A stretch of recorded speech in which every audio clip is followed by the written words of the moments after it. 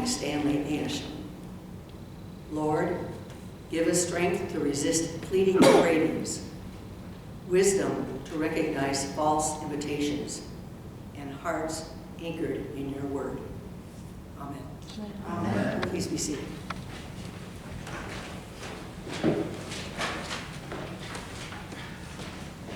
When I was growing up at St. David's, Southville, we had 3 services every Sunday. The 8 o'clock one was always Holy Eucharist, devoid of any music. Our whole family went to both the 9:15 and the 11 o'clock services.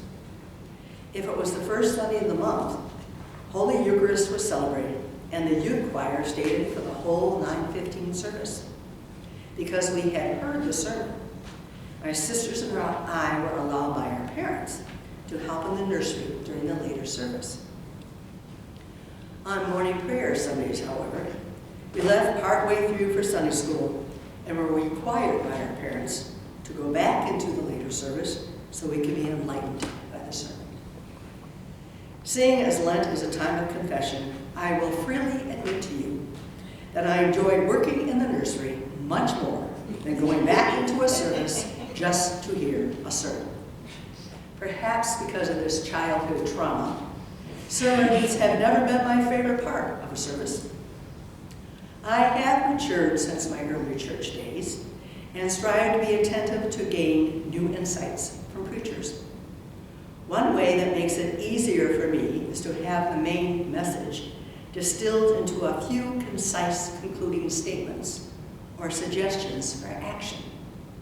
I can still remember the 3 that Diana shared last week from the Reverend John Fairless.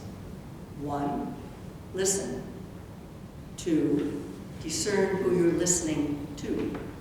And 3, come off the mountain one step at a time.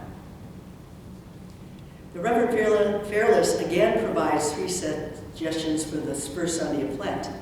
But first, let me give you his take on the lessons we just read. According to John Fairless, that is, the story of Adam and Eve is not a story of disobedience, but a story of a lack of trust in God. They didn't trust God, or that God had a good reason for not asking or letting them eat from the tree of good and evil.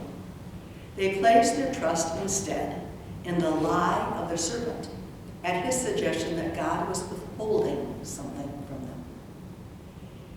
He states, the Eden couple chose autonomy over trust.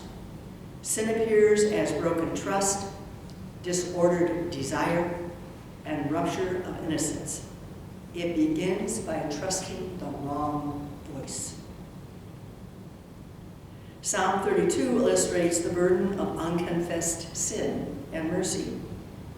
Grace and joy found in God's forgiveness of confessed sin. Not being honest enough to confess specific sins is like going to the doctor. Being afraid to share any of your symptoms, not telling the doctor where it hurts, and then expecting to be cured. The words in our prayer of confession, we have sinned against you in thought, word, and deed, by what we have done and left undone, are a good outline to help us examine ourselves and name specific sins. The 10 Commandments and our baptismal promises may also be useful guides. One source I consulted stated that confession is not an informational gathering tool for God. We won't be telling God anything God doesn't already know. As Reverend Fairless states, Lent is honesty, not spiritual theater. Our reading from Romans emphasizes grace overcomes sin. In our gospel reading, Christ illustrates a life lived in the full trust of God. The Reverend James Leggett, in a sermon from Sermons at Work, correlates trust with surrender. He shares, Jesus' response to the tempter is not a victory of personal spiritual strength and some sort of holy temptation-lifting Olympics. Instead, his victory is the gift of grace that comes from surrender. His time in the wilderness gave Jesus the insight and the courage to surrender, and so to depend not on his own best efforts, but on an emptiness that can only be filled by the Father, and that can only be filled by the gift of grace. Here are the 3 suggestions John Fairless has for us this week. 1, name one lie you won't be tempted to believe. 2, practice specific daily confession, and I would add asking God's grace and mercy to help you turn away from specific sins. And 3, choose one act of trustful obedience where you usually choose control. He closes with this thought: Lent is not proving ourselves to God. It's being led by Christ from hiding into trust. May it be so for us this holy season of Lent. Amen. Amen. Amen.